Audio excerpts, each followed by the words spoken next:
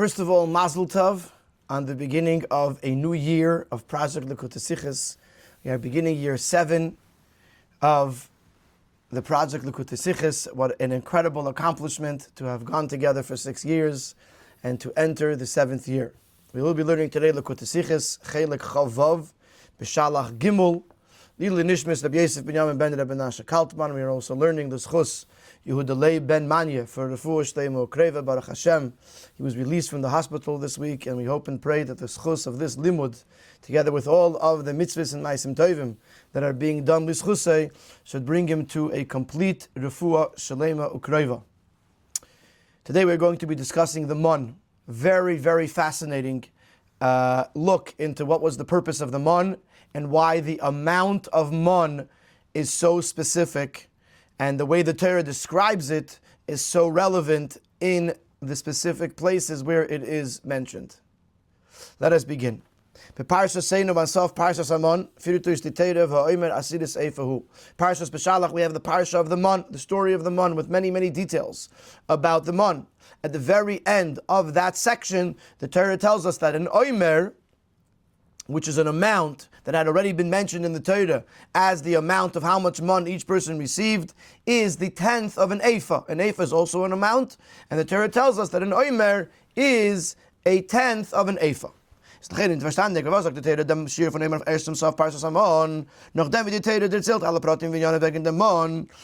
does the Torah wait until the very end of the parsha, until it told us all of the details about and the specifics about the mon, and only then does it tell us that the mon was a 10th of an ephah, the omer is a 10th of an ephah? Bis nach sein Ende. It actually, we already finished the whole story. Where the end of the story is that the Yidden ate the man for 40 years until they arrived to a habituated land. The Torah should have said it earlier. The first time it tells us that the mon was an omer, that the amount of mon that a person received was the measurement, the omer, and I'm going to say, I don't know what an omer is. So the Torah tells us then, the omer is a 10th of an ephah.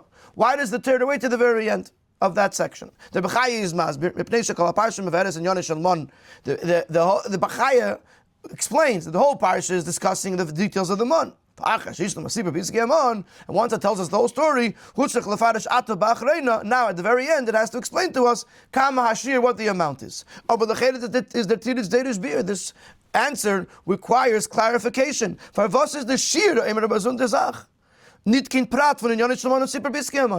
is the amount of the mon considered a separate detail, a separate issue that only comes later? Why isn't it part of the story of the mon? The story of the mon was that the mon fell from heaven, and it was used for this, that, and the other, and it was an asira seifa.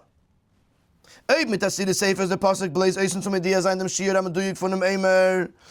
the pasuk is just telling us the amount, the precise amount, which the word omer is already mentioned in the pasuk, and we don't know exactly how much that is mitzad dem tam gufa the shir gedarft stein frier in the psukim. For that reason alone, if you're going to say, oh, asira seifa is just the amount, so for that alone, it has to let us know what that amount is. Varum, the kamus ashir is it gezaitik inyan, because the quantity of how much mon was given to each person is not a side point. Then it gets some taken of inyan. The whole story, in order to understand the whole story, I need to know how much mon there was. Why? You read this amon as a kuman als enfer af tulnas bnei Yisrael. The mon fell as a response to the complaints of the Jewish people. As it's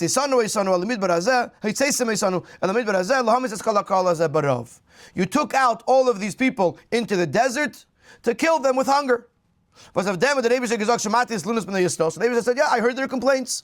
And the Torah continues, this was Hashem commanded, go out and collect the mon, each according to how much they need, 1 omer per person, according to the amount of people that are living in your house. They measured by an omer. The one who took more didn't get more. And the person who took less didn't less. Each person took according to what he could eat.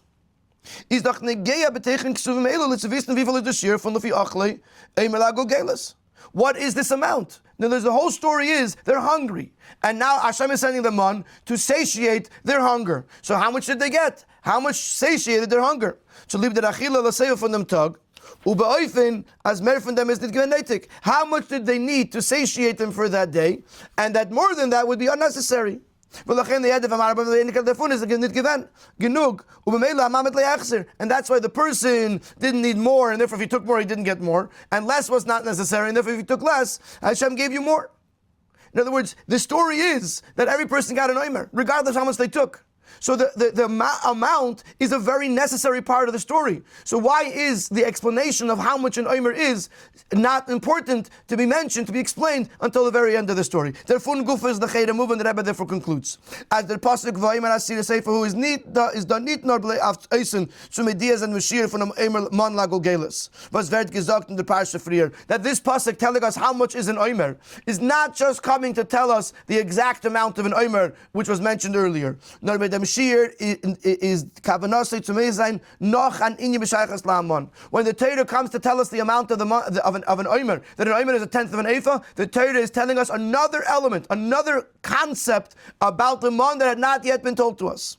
Was that inyan is verbunden with the Parsha Samon, which this new detail, which the Rebbe is going to explain in the Sikha, is not directly connected with the whole story of the mon that we know that is said till this point. In Midbar, and it's not so relevant to the fact that because the last pasuk was that they ate the mon in the Midbar for 40 years. So this new detail that this last pasuk about the tenth of an ephah is telling us is not so connected to the whole story of the mon or to the fact that the Yidden ate it in the Midbar for 40 years. Nor that is negeya echnar Eich noch dem wie der Pasuk las wegen wegen sein Ende und Israel ochlos hamon arboim shana ad beimel eretz sheves al ktei Canaan. After the Pasuk tells us that the Yidden ate the mon for 40 years until they came to the border of Eretz Canaan. There's something there. Once I know all this, there's something else that the Torah wants to tell me about the mon, and that's why the Torah tells me in this Pasuk that the Yidden ate.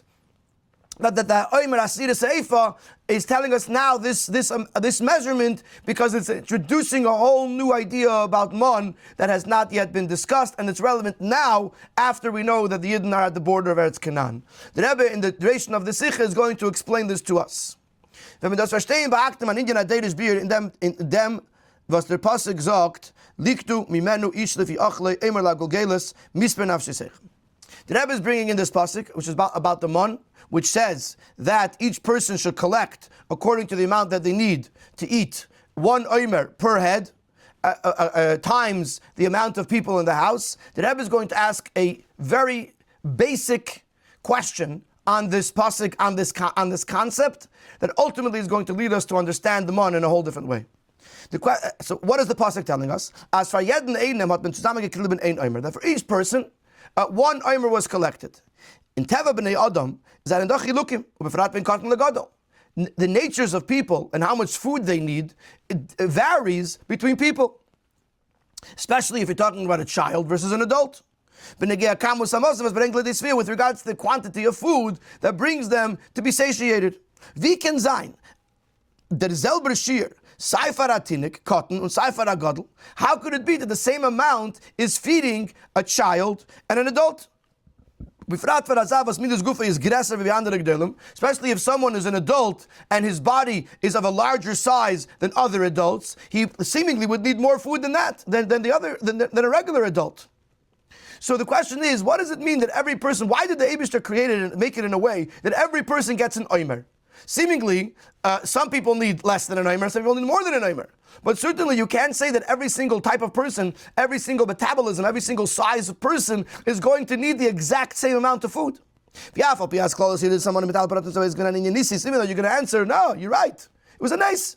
The whole man was one big miracle. So another miracle was that the same amount could feed everyone. We find that with regards to the eating of the mon, there were various different miracles. For example, you could find various different tastes in the mon. It could change while you're eating it. It could change from taste to taste. There was no waste. There was no excrement that came from the psoilis, from the mon. Every part of the mon nurtured or sustained the body, and there was nothing that had to be excreted. You're talking about miraculous stuff here. So it's not a surprise that the same amount of food could feed every single person.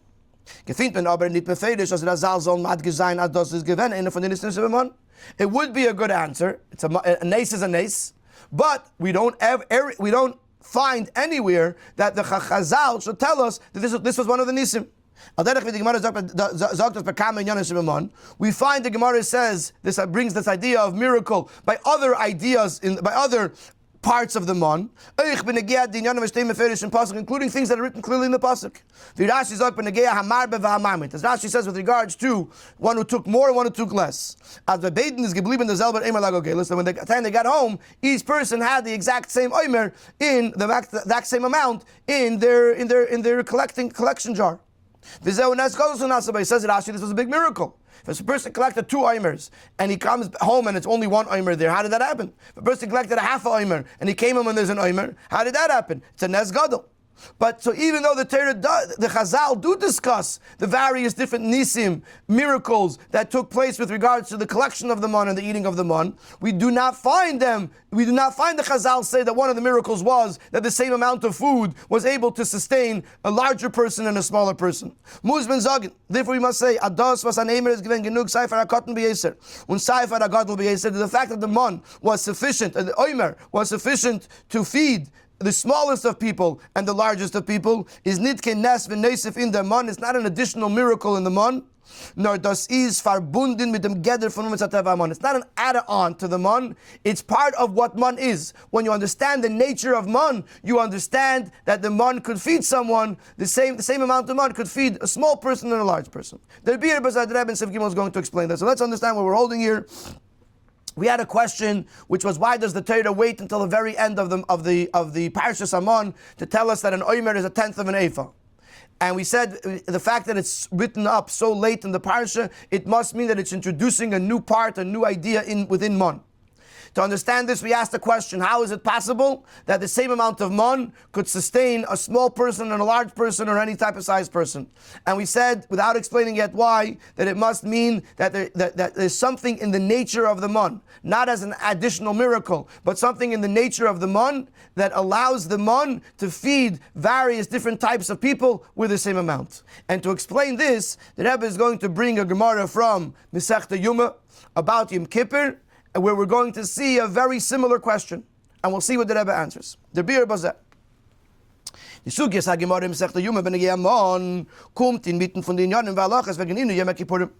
discussion in the Gemara about Mon, which is in Masechta Yuma, is in the middle of the sugya, the subject in the Gemara about things that we have to do on Yom Kippur to fulfill inui, feel pain, hunger or thirst, things that we do on Yom Kippur to fulfill the mitzvah of feeling pain.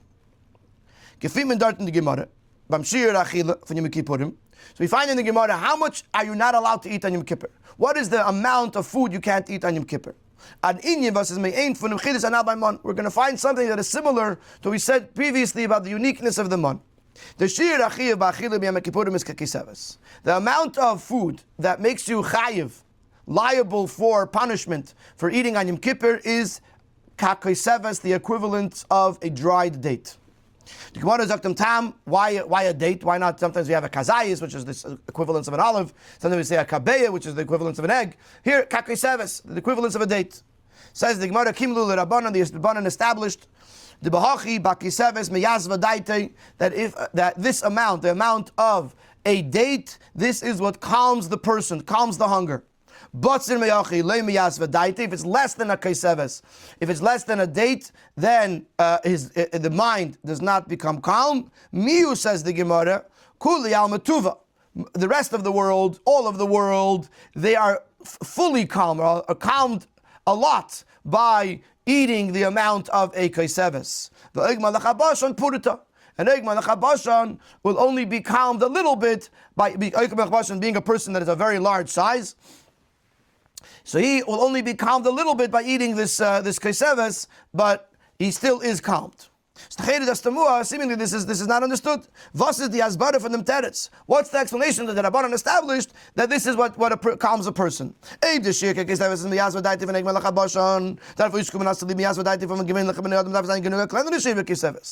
the size of a date could calm the person, the size of Igmal Chabashan, then obviously for regular sized people, they would not need that much of like a keseves. And if by the rest of the world a keseves, an amount of a date, does calm them from their hunger, how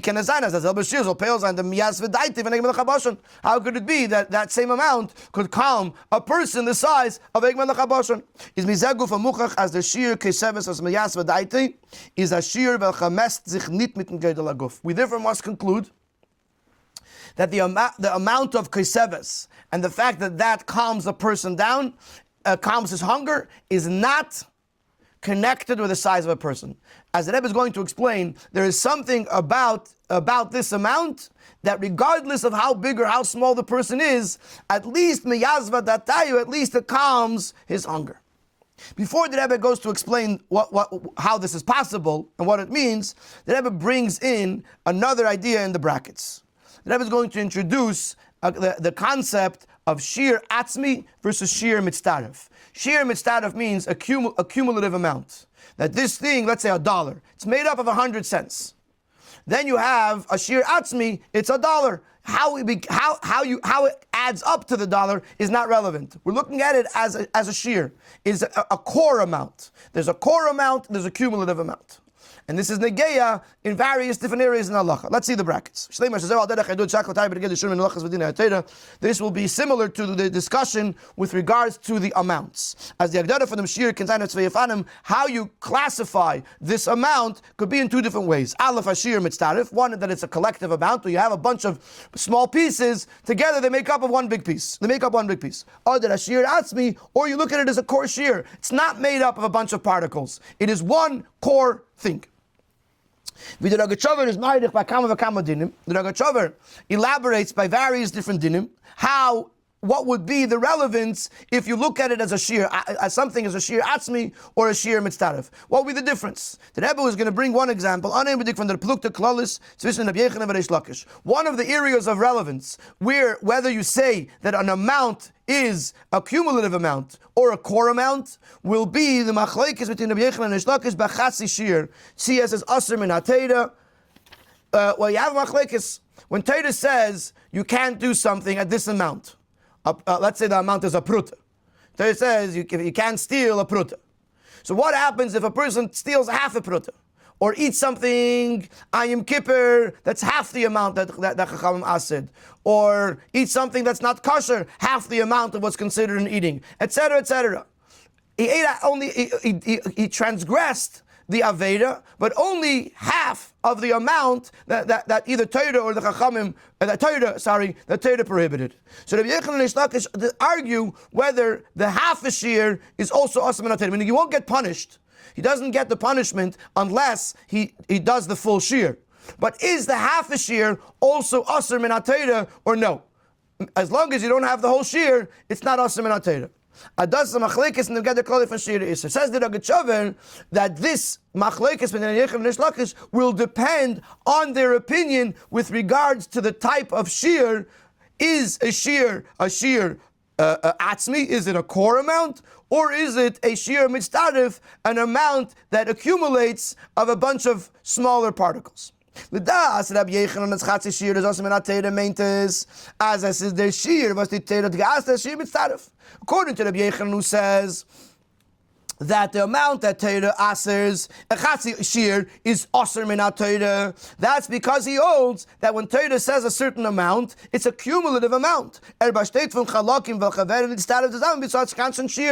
consists of a bunch of smaller parts that together add up to the shir, to the amount of iser. If you're making up this amount out of smaller parts, each small part is also aser.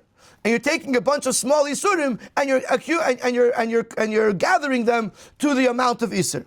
So Rabbi Yochanan is saying that a shir is mitzdarif. Every little piece is aser. It's just, is nor, was der eine schaffen Isser, is shaykh nor, wenn es da der Zirr von ganzen Shir. You can't punish the person until all the little parts are accumulated. But if all the little parts are broken apart, we're not going to punish him, but they're all parts of an Isser. And therefore each part by itself is also an Isser. And therefore Rabbi Yochanan holds, Chatz Shir Asr min HaTeira. It's Asr, it's prohibited. Why? Because each part is Asr. Oh, but Reish Lakish has a shir is a shir atzmi. Reish Lakish, on the other hand, holds that the shir, the amount of iser, is a core amount. Und der Farb, wenn es da weniger von dem shir ist, lav klumu. So if you don't have the exact amount, or meaning to say you don't have the full amount, anything less than that is nothing. It's not aser. Since the Shlakish looks at an amount as it being one core thing, not an accumulation of a bunch of parts, so in order for it to be aser, if Torah says it's a kazayis, it's a kabeyit, it's a kesevis, you have to have that amount. If you have less than that amount, it's not aser. Now with the Rabbanan it would be aser. It's a different discussion. But the machlokes between Rabbi Yochanan and Shlakish is min HaTeira. That according to Rabbi Yochanan, Chatz Shir aser min HaTeira, because Rabbi Yochanan holds that each part of the iser is also aser. Rabbi Shlakish holds the Chatz Shir is not aser min HaTeira, because he holds that only the Isser only begins, the chalois of the Isser only begins when you have the whole shir. So this shir atzei shir is going to come up later in the Sikha, but what the Rebbe is establishing is that there's two ways of looking at things. Do you look at it as it is breakable into subparts, or do you look at it as one core item that's not breakable, it's not dividable? And now we could be able, now we'll understand what does it mean that a kaiseves could be yasva daite, could calm the hunger by, and it doesn't matter the size of the person, the one amount could work for anyone. And the Asbara Bazar, the Rebbe is going to explain this in Sif Dalet. So we began by asking in Sif Beis the question, how can you have the same amount of mon for different sized people? And we said that we have a similar question. How could the kaiseves calm the hunger of different sized people? And we said that it must be that the miyazva daite, the calmness that's coming from the kaiseves, is not dependent on the size of the person's body. And the Rebbe is going to explain that in Sif Dalet. In the Mechayis HaNefesh Beguf, and there are two separate things when it comes to the sustenance or the life force, the vitality that comes from the soul to the body. There is a general vitality, general life force, that vitalizes, that gives life to the entire body equally. In the we're not separating, we're not differentiating between what's going specifically to the brain, what's going specifically to the other parts of the body. There is a general equal life source that goes into the entire body. Das heißt, to put it in very simple words, das was der Mensch lebt, is a chai. The fact that the person is alive is gleich in dem ganzen Guf, is equal in the whole body. In other words, the first thing we need is a person to be alive. In other words, there is a sense of the soul is giving life to the body, so the body should be alive. Once it's alive, now it's good, it's alive. At this point, we're not yet looking and saying, oh, the brain needs life, the leg needs life. No, the person needs to be alive. The entire person, everything in the body equally needs that life, needs an injection of actual life into the body. So here, we're not differentiating between the various parts of the body. We're looking at the whole body as one thing, a shir atzmi. It's one core thing. Unkeshem, wie in der Chayes Kloli ist nicht wirklich gelukken in demselben Guf zwischen dem Meach Sheberosh Veike Sheberegel, weil der Chayes Kloli ist nicht Modu Mugel et Chelki Aguf, welcher is Mechaya. And just like within one person, we just said that we look at the whole person as one thing, and the Chayes that's going into that person has to go, it's one amount that has to go to the whole body equally. So there also will not be a difference between one body and another body. But yet is the nefesh the nefesh and themselves. But each person, this core life that goes into the person is equal to all people. A nefesh on a yellow cotton, the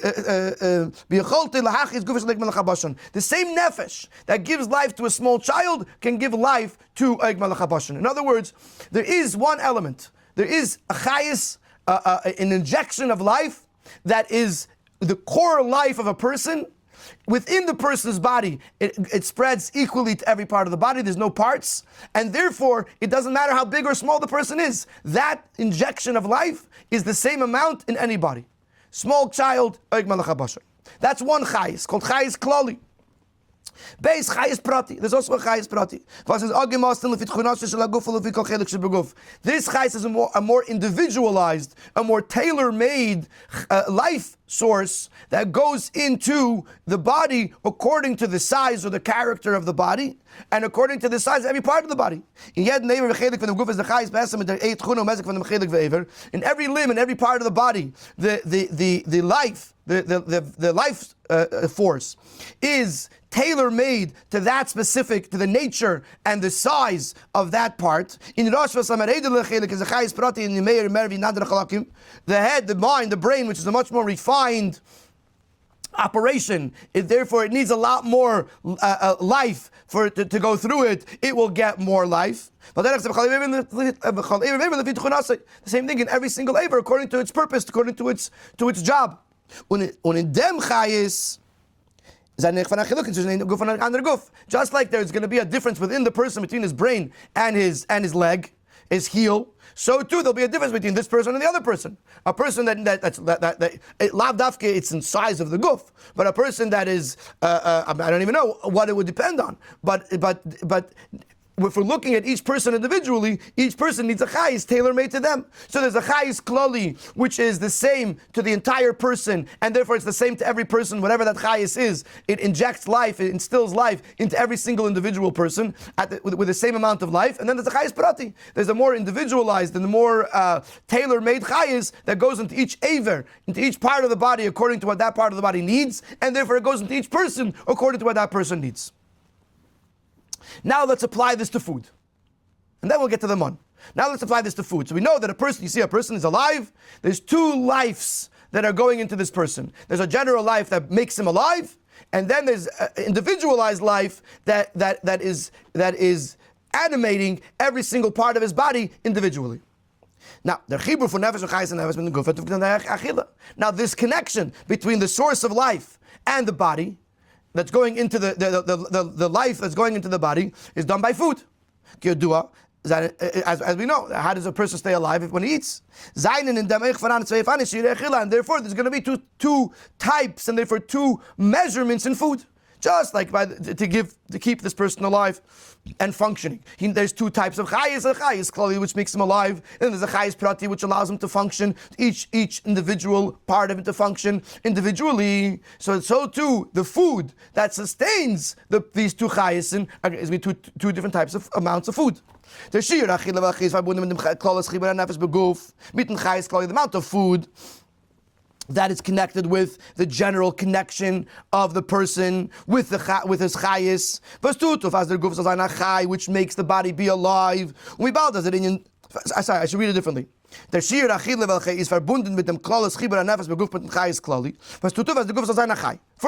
is the amount of food needed to keep this person alive. That this person should be alive and not dead. And just like we said, that the fact that the person is alive is not about the details of the person. It's a general concept that this person should be alive and not dead. Is move on as the achille was tutuf dem chibur by state of pratim. So therefore, the amount that's needed to feed this person so he should be alive is not made up of various different parts. That's shir atzmi. It is a core amount. Therefore, if it's a core amount, then it doesn't matter which person it is. Meaning to say the size of the person.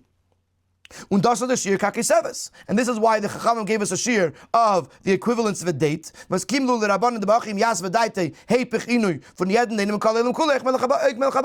told us that this will calm the hunger of any single person, regardless of their size. Just like we're talking about chayis, that the life force of the person is not being broken down into various different limbs. So therefore the chayis as well doesn't get broken down. And therefore it doesn't matter the size, it doesn't matter the amount. It has to be the chayis. It's like when you have to have an on button. Once you have an on button, then you could press this button and this light will go on, that button, that light will go on, and every light needs wires, needs the wire to go to it. But there has to be an on button, and the same on switch will work with all the different types of toys, all the different types of devices that you have. But you have to be able to turn on an on switch. So the Chayis Kloli is an on switch. The Chayis Kloli, the on switch, is a Kaiseves. And therefore the Gemara says on Yom Kippur that Kimlu Rabbana, that a Kaiseves is Miyazva Daite, because it's only the on switch. And the on switch is the same by every single person. Based the Shir Achille, welche ist verbunden mit dem Chayis Prati, was sagt was noch viel Kli Aguf Shalei Lufi Pratov. Then there's a second kind of amount, the amount that relates to the specific functions and the specific parts of the person's body. Beifan as was geresset der Guf is, als geresset is der Shir Mos was nicht im Chayis Prati. For this, now it's going to depend on the size of the body. The more the body, the more food it needs. The bigger the body, the more food it needs. Und das ist der Shir Achille welche Shir Mitztaref. This is called the cumulative amount. Weil der by state von pratim b'chaleva ve'ever, because this chayis is made up of various different parts going to each limb in the body. But mainly is move on. As echt the shir achila was a shayach to dem chayis is to nevgestellt von pratim. So therefore, if the body is made up of a bunch of different details, a bunch of different parts, then the chayis that's going to those parts are all individual parts that together keep the person going. Jeder Prat von dem Shir is mesiv in dem Chayis and das Mesach v'yeden enelfi ged laguf. So every part of the person is, every Chayis that's going to every part of the person is accumulating, is gathering together until you have a lot of Chayis, depending on the size of the person. Or the part of the person that's being sustained, consistent with how much chayis that person needs, or that aver needs, or that chelek of the person. So the Rebbe is saying very simple. The Rebbe is saying is that when we talk about food, that food the person needs food to stay alive. There is one amount of food that keeps any person alive. In other words, that part of the person that's alive, for that, it's not about the size of the person. There's, like we said before, it's like an on switch. And for that, the same amount of food could calm anybody to keep them from not dying. Then each person has their own individual functions, and for that they're going to need more chayis, more food. And that's already a shir mistarif. That depending on the size of the person, so that's how much, or the part of the person, that's how much chayis that part is going to need. And together, all that will accumulate to keep the person alive and functioning. So in Sif Dalid, we spoke about So in Sif Dalid, we spoke about chayis klali and chayis prati, and therefore in Achille itself, there's a shir Atzmi, which is what the Chayis Klali needs to stay alive, and then there's a Shir Mitztarif, which is Chayis Prati, all the various different details within the body or within different bodies that are going to be sustained by a cumulative Shir that will grow and grow based on the size of the person or the part of the person that's being sustained. And now we could use this to bring us to the Mon. Now we can understand the one. The difference between the two amounts or expressions of amounts used by Mon, which is Oimer and Asiris Ha'efa. One says it's an Oimer, the other one says a tenth of an Efa, is the Lashon Asiris Ha'efa is Madigash Ashir, which is a Chelek and Agres and Ashir Mizah Efa. When you say it's a tenth of an Efa, it's highlighting the fact that it's part of something bigger. Rashi is Mefarish on Efa is Shalosh Soin. The Rashi explains that an Efa is 3 sa. Nimtza Asiri Sa'efa Mem Gimel Beitza Mechaim is Beitza, which adds up to the fact that a tenth of an Efa will be the equivalent of 43 eggs and a fifth of an egg. So basically you're talking about a bunch of parts, a bunch of kabeitzas. Kabeyas. The word oimer doesn't, in the word itself, there's no, obviously an oimer is made up of a bunch of parts. Okay, an oimer is the same amount as an asir seifos. Obviously it's the same thing. But in the name oimer, you're not saying the oimer is a tenth of something, a fifth of something, it's 43 eggs. You're just saying it's an oimer. So there's no emphasis on the fact that it is a cumulative amount. There ain't midah, it's one amount. It's an oimer. Und das ist der Tam, was in der Parshas Amon Kula sagt die Teire beleis Eimer Lagul Gelis. This is the reason why throughout the whole Parshas Amon, the Teire says that it was an Eimer per head, or they measured an Eimer. He doesn't mention the Asiri Seifa at all. Und erst Besium La'achrei Parsha, and only at the very end, or at the conclusion of the parsha, or after the parsha. The pasuk specifies the amount of Omer Asiris Eifahu, weil in der parsha that sich beiger wegen Ashir Omer von Mon, nicht wie es Ashir mitzdarif, because the pasuk is, the Torah is emphasizing that throughout the parsha Samon, we're talking about the Mon as not as a cumulative amount, not as a tenth of an ephah, but not Yashir Atzmi. It's a core amount of chatil tzichnit be'echos, which cannot be broken down. In other words, quantitatively, it could obviously be broken down. You could cut it in half. But qualitatively, we're talking about man as an omer, as one thing, not as a cumulative amount of a bunch of parts. Varum. Ikir in Yoni von the man is to often chiber von etzem chayis. The primary role of the mon was to invigorate or to instill the very core chayis of the person. The chayis kloli, as we said previously in Sif Daled, with the guf. Al derech shir keseves, just like we said about the keseves, that a keseves is the basic shir that gives a person basic life. And the chiddush upela von the mon is bestanden in them, and the uniqueness, the novelty of the mon consisted of the fact that even though it also was affecting the individual chayis of the person, not just the chayis klali,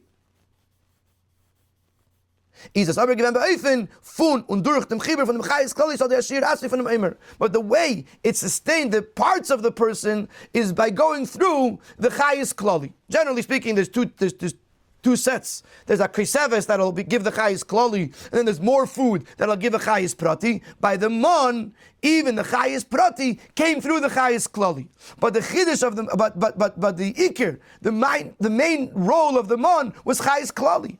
And therefore, it was a shir atzmi, a core amount, not a cumulative amount. And therefore, it was an oimer. An oimer represents a core amount because it's not broken down into pieces. Asiris ha'efa, that is a cumulative amount. And therefore, the pasuk doesn't want to mention it until the very end. We'll see in a moment. But during the Parshas Amon, we focus specifically by saying oimer to emphasize that the mon was a shir atzmi, a core amount, which sustained the core of the person, the part of the person that is chay, that gives the chayis klali, and that's why we stick to the word oimer. And then Parshas the pasuk v'oimer asiris eifahu. It's at the end of this section of the Parshas Amon, and the pasuk says that the oimer is a tenth of an ephah. Lahoisif, to tell us, to add another idea, as der mon not in zirkat for shir mitzdarif, that although the primary role of the mon was to be a shir atzmi, a core amount that sustains the core of the person, nevertheless the mon also had the ability or the category, the definition of a cumulative amount as well. V'yesh leimar. What's the relevance of that? In other words, if the point of the mon was to give chayis kloli, then why did the mon have to have the ability to be a shir mitzdarif? As that inyan is that this part of shir mitzdarif was not relevant in the 40 years in the desert, nor dafke b'soif la'achret kufazu, after this period of 40 years.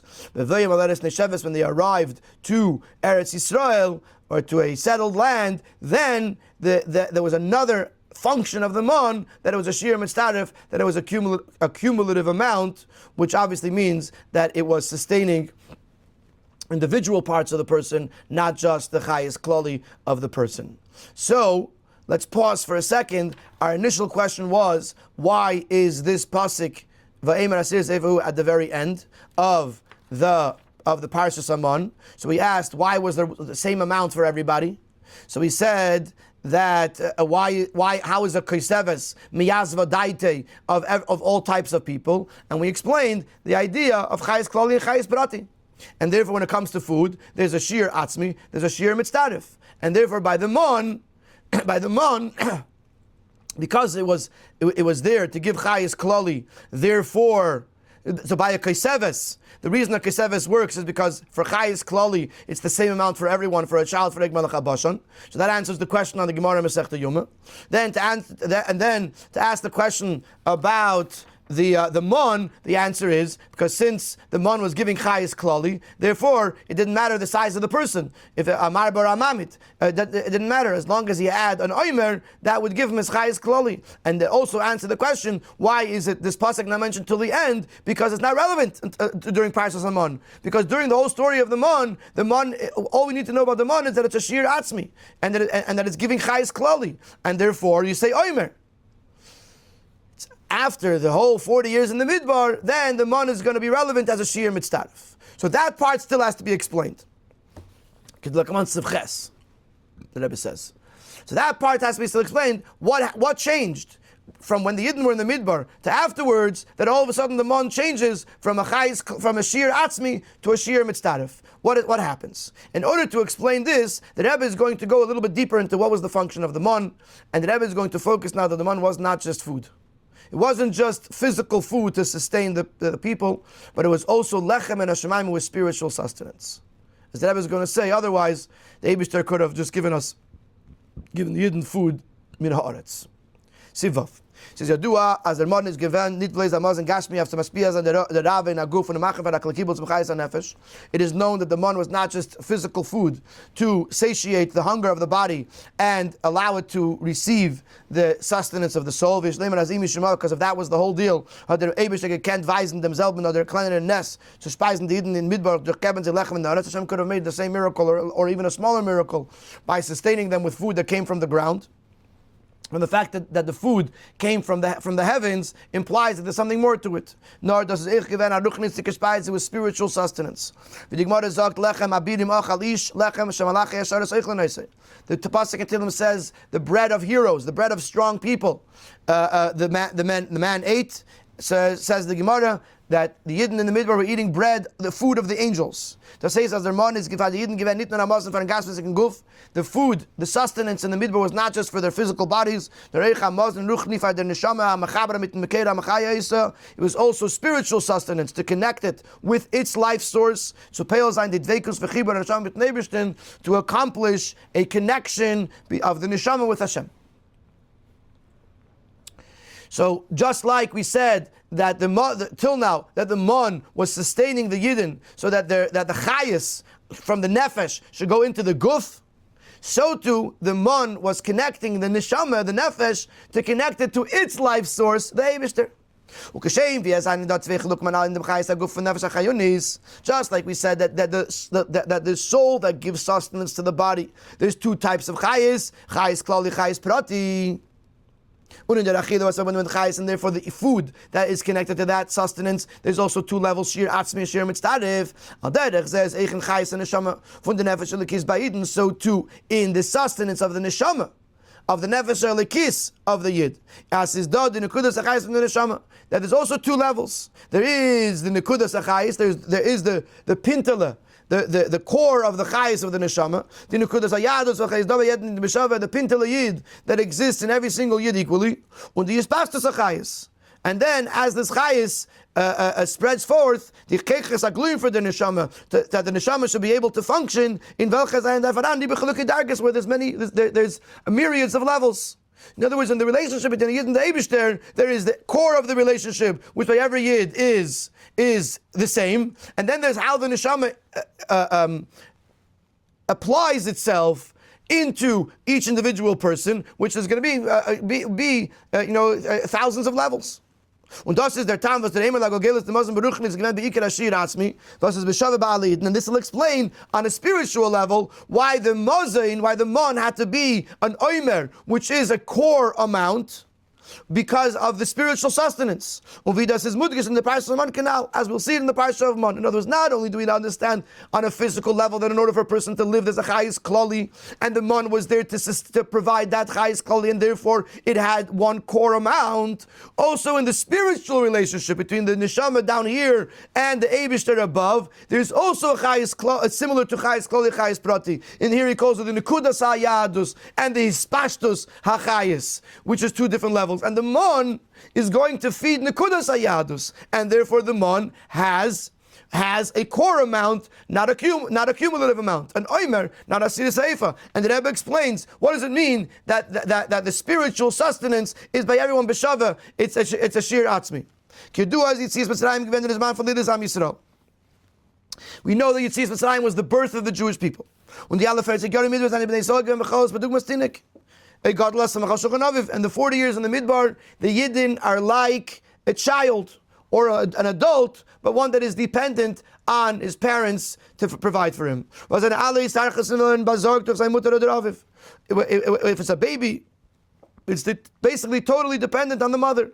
A little bit older, they're dependent on the father, but it's talking about a child that is entirely dependent on its parents. As they said in the Yidden in Midbar, so to the Yidden in the Midbar. As the Rabbi said, by definition, Hashem, their father, provided for all of their necessities: mazin, food, mayim, water, levushim, clothing. As we know, that the clothes would grow with them, and it would get pressed by the ananei hakavod, by the clouds of glory. So all of these basic necessities that a person has, the Eibishter provided it for the Yidden.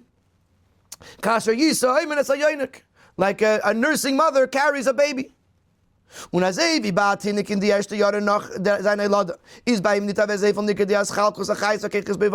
by a baby, soon after its birth, you cannot yet recognize, you cannot yet differentiate between the various different strengths that this baby has, whether it's the mind, the intellect, or the emotions. You don't really see intellect or emotion by a baby. Nor by a baby you see most that it's alive. Basic bodily functions. Which the fact that it's alive is by the whole body equally. Is there zelber, and the food that sustains the baby is the same. And his yenik mishdei imay, he nurses from his mother's breasts. And in this ready-made food that he's nursing has all the nutrients that he needs. It also has all the tastes. The Medrash says from the pasuk v'tamei ketam lishad hashamen, that the man tasted like lishad hashamen. The Medrash says lishad comes from the word shadayim, which means the woman's breasts. And just like when a baby nurses, they could feel, they could have various different tastes, and the taste could change. So too by the man, you could taste whatever you want, and the taste could change. So by a baby, you have one type of food, and that type of food provides all the sustenance, all the nutrients, and even all the different tastes. So too the Al-Derech says the same thing happens by the birth of the Jewish people after during the 40 years in the midbar after they were just born. That their spiritual sustenance, which came through their physical sustenance, was a core amount. Which is connected with the life source of the core of the person's neshama, the etzim is kashas von Yidden mit dem Eibishter, the core connection between Yidden and the Eibishter. That is beyond dividing the person into parts or dividing Yidden into different levels. This is the Rosh B'nai Yisrael and this is a regel. And therefore, in this food for 40 years, is meitzim boy kama taimim. You can find different tastes in it because it was a core thing that consisted of whatever was needed at that time. So, to Bekitzer in Sivav, the Rebbe is saying that just like we said about Mazon Gashmi, the same thing about Mazon Ruchni, that the man provided a connection for the Neshama and the Eibishter. But there's various different parts of the connection. There is the connection of the core of the Yid with the core of the Eibishter, and then there's the connection of the various different strengths of the person, and that would be different by every single person. Now, because they were like a newborn child, at this point we're focusing on the nekudas achayis, on the core life of the Yid, spiritually speaking, the core connection between the Yid and the Eibishter, not so much on how the Yid applies that in various different details as he gets older. And therefore, also spiritually, we understand that the man was oimer, it was a core amount because it was sustaining the core relationship of Yid and the Eibishter. In Siv Zayin, we still have to understand what's the difference between Midbar and after Midbar. We got a little glimpse into it, that in the Midbar the Yidden are like a newborn child, but the Rebbe did not fear Ois yet. That will happen in Siv Ches. But before we get to Siv Ches, in Siv Zayin, the Rebbe is going to say that now that we understand that the man was feeding the core relationship, the core connection between a Yid and the Eibishter, and therefore it's a Shir Atzmi, it's an Oimer, and not a Asiris Ha'efa, this will answer another question that we have on the story of the Mon. The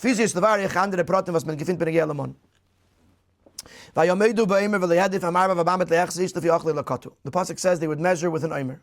The person who took more didn't get more. The person who took less didn't get less. Each person, according to what he needed to eat, is what he took. As by the mamit hat nit gefällt von dem omer lagogelis. But the marbe lilke hat nit given marbe omer lagogelis. The person who took less than an omer didn't have any less. The person who took more did not get any more. Seemingly this is not understood. The sibbe for was einer is given a marbe and the zweite mamit. Why would someone take more and someone take less? Is the pastors, but their marbe is their mon lechem and hashemayim they are tired. We're talking about spiritual sustenance. So the person that's taking more is because he appreciates the value of this mon. It's spirituality. He wants more. The person who took less is because he was in a spiritual place that he didn't appreciate the value of the mon. As Mechilta said, Achshav Yotza Nachshon Yetze Nachshon and Amenadav Beisei Umalakit Harbe. Now the way it could be, because everything was out there, Nachshon and Amenadav, who was a holy Jew, would go and take a lot. Yetze Ani should be Yisrael Malakit Kima, and the poor person is going to go out and take a little bit. It's self-understood that the fact that Nachshon was taking a lot, it's going to leave manas and gashmi. It wasn't because he was hungry and he was taking a lot more doubles. He was taking extra food. Now it's because it is the sustenance of the malachim. It's angelic food, and therefore Nachshon, when another was a holy Jew, is going to want to take as much as possible, as much as spiritual sustenance as he can. From this we understand on the opposite way, as that Ani should be Yisrael, when you say that there was a poor person, it's referring to spiritual poverty. What's the word? Intellectual poverty. He didn't appreciate, he didn't realize the value of this spiritual bread. And therefore, he took less. He didn't say, what's the big deal? I need a little bit. I don't need all this, too much spirituality for me. Nevertheless, when they come to measure it, they all have the same amount. It doesn't make any sense, says the Rebbe. If Nachshon another appreciates more, and the Oni should be still appreciates it less, how are they ending up with the same amount? Nachmed, the Rebbe goes further, and then he'll conclude the question. Even the people that were so low, such low lives, they didn't listen to Moshe, and they left over for the next day, and when they were told not to, they didn't follow the mitzvahs that came along with the mon. Look at someone so that they went on Shabbos to collect the mon, which was a desecration, a violation of Shabbos. Nowhere does it say that they got any less. They were so low down that they were doing these terrible things, and yet we did not take away an aimer from them. Some of it spoiled, and some of it this, and the birds came and ate it, whatever happened, but it doesn't anywhere say that they got less than an aimer. Is this a davar to more of a nifla? Then the nest will give them another besides they give lechem and audits and lechem TV. If the nest was about physical bread, you could say that naturally speaking, you don't see the difference between a holy Jew and someone who's not so holy. You see two yidden. So if you're talking from the perspective of nature, you don't really get the difference. Therefore, you give each person the same because they all look alike on the outside. But if you're talking about spiritual bread, which is spiritual and supernatural, from a spiritual perspective, you can clearly tell that there's a difference in level, this one being a holier person and this one not so holy. So there should be a difference in the amount of money. Each person should get the amount of mon that is consistent with his spiritual stature. Someone who's on the level of Nachshon and another should get more mon because he can appreciate it and he could utilize it. And someone who's on the level of Ani Shabi Yisrael, he'll get less mon because he's not going to appreciate it. He may even disrespect it. Al Pianal is move on, but nevertheless, Ulapayel is Gagvan Beif and Afuch and Nes Gadol. And in the end, it was just the opposite. As my marbe banachshon is given veinikarim b'mamet only b'das given mer. The person who wants it more got less than he took, and the person who wants it less got more than he took. To the point that they each had the same amount and emer lagogelis. So it's a huge question. Why would we give the person who doesn't want it more than he wants, why would we take away the person that actually appreciates it? Al pi anal is moving, but based on what we said previously in Siv Vav, that the purpose of the mon was talking to the Nekudas Hayadus, to the core connection between the Yid and the Eibishter. Now we understand. In the Meifin von Shir Atzmi, when the Kunas Hayadus, since for 40 years in the Midbar, the mon was operating as a Shir Atzmi, as a core amount, because it was sustaining and feeding the core connection of a Yid and the Eibishter. And this Pintel Yid, the core of the Yid, is always complete by every single Yid. Rebbe says that even during this sin, this person, this neshama, is completely faithful to Hashem. So therefore also the sustenance from heaven, which was connected with this Nekudas Hayadus, as Nitoinim Kechalukim, you couldn't make any differences, as Kumtan Tiyad Nidim B'Shava, at the level of Nekudas Hayadus, Nachshim and Aminadav, and the Anish Yisrael have the same Nekudas Hayadus. They have the same neshama, they have the same core connection with the Eibishter.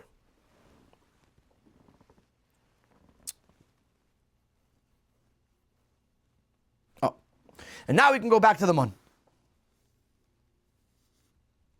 Now we can go back to the mon to understand, what was our question at the end of Seif Hey?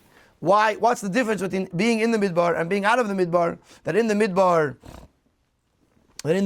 we say ha'omer, and going out of the midbar we say asiris ha'efa. So we started explaining that even in the midbar, like a newborn child, where then we focus more on the essence of life than on the various different functions and operations of the person.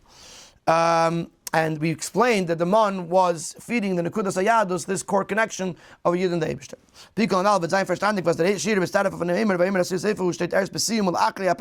This explains to us now why the fact that the Omer is a tenth of an Ephah is only mentioned after, at the very, very end of the Parshas Amon. After the pasuk tells us that the Yidden ate mon for 40 years until they arrived to a settled land. Just like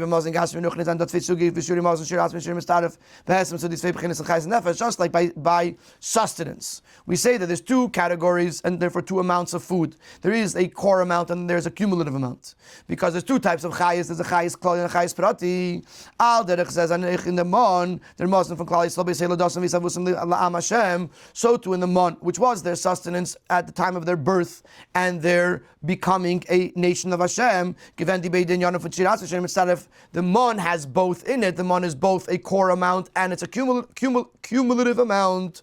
It is an omer and it is an asiris eifa. The mon has both properties to it. The mon on the one hand could feed the core of the person and give chayis klali, nekudas hayadus. At the same time, the mon can also feed the individual parts of the person, the chayis prati, or the koiches agluyim, the revealed, the applied strengths of the neshama. Nachilik is.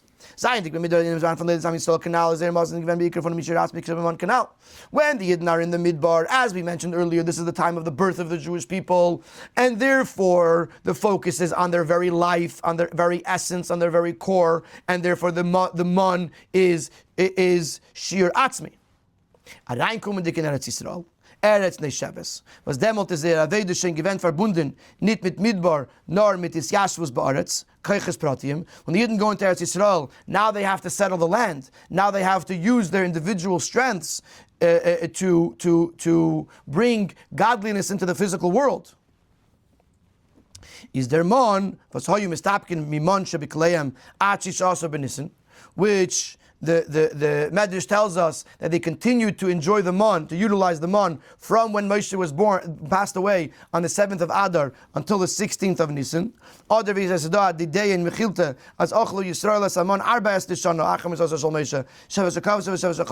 There's another opinion that they ate mon for 14 years after Moshe's passing, during the 7 years of conquering and 7 years of dividing the land.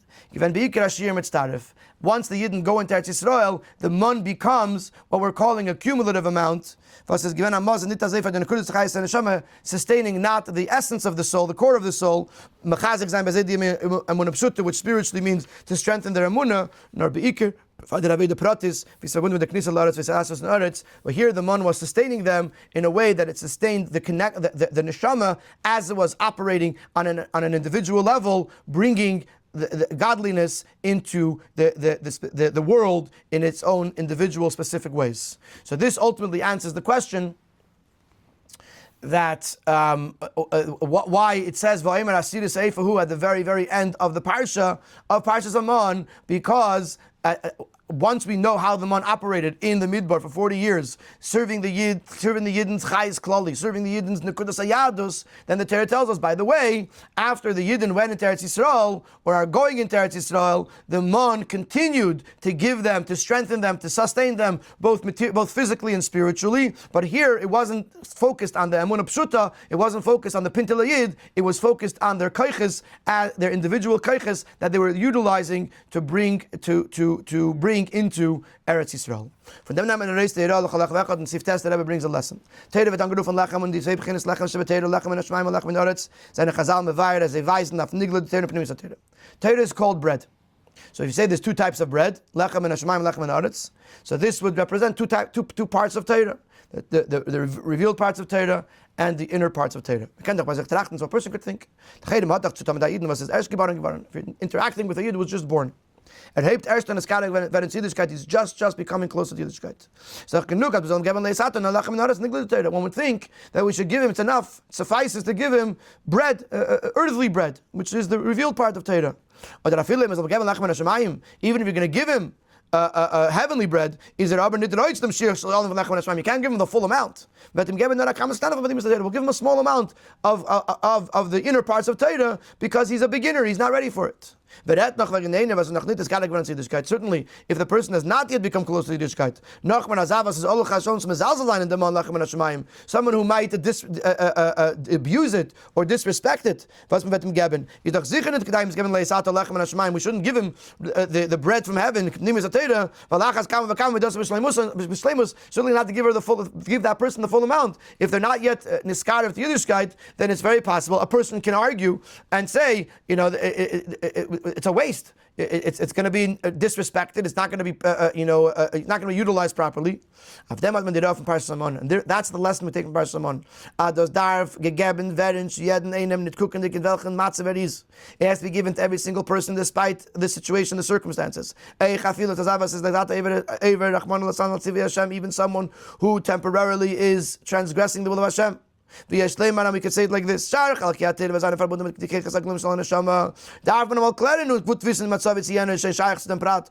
a clear uyah, the Rebbe flips the script.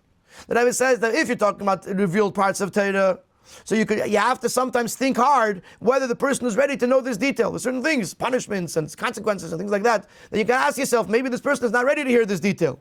But if you're talking about Chassidus, about the inner parts of Torah,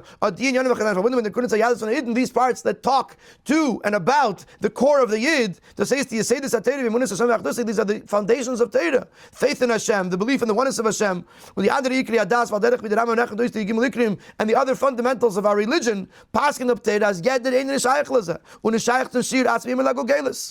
is telling us with a man that every single person is capable of it, and every person has to be given the entire amount. You can't break it into parts, into pieces. It's the core amount. The one on the lowest spiritual level to the highest spiritual level. Because this is connected with the essence of the Yid and the name Yisrael. The Rambam says when someone will believe all of these fundamentals, then Nizbarer b'emunasei, and he will delve, and it'll become clear to him. Emunasei b'hem is faith in them. Hu nichel b'chal Yisrael, then he becomes called a Yid. But the beautiful that Emunah and the Aliyah say this. How do you clarify and understand properly all of these foundations? It becomes through learning the inner parts of Torah as it was brought to us in a way that we can comprehend them. When Yad Reiner can just bekabel sein, and every person has the ability to receive it, to internalize it. For every person this has to be given to them. So the Rebbe is saying, just like by the Mon, everybody got the same amount, and we didn't look at the person that was a Mami, that was an Anish Yisrael, so he's not capable for it. No, because we were talking about the essence of the Yid, and the essence of the Yid, everybody is capable, and everybody is on the same level. So too today, when it comes to teaching Chassidus, a person shouldn't say, oh, maybe he's not ready for this, oh, maybe this is beyond him. No, we have to figure out how to give it to him. But it has to be given to him in the full amount, because he has a neshama. And the Nekudas HaYadus needs it. in order for him to be who he is. Sifyut. Yud Shvat lulu from the Rebbe Nesiderinu Faltus become Shana wie Beshana in the Woche Pas Beshalach.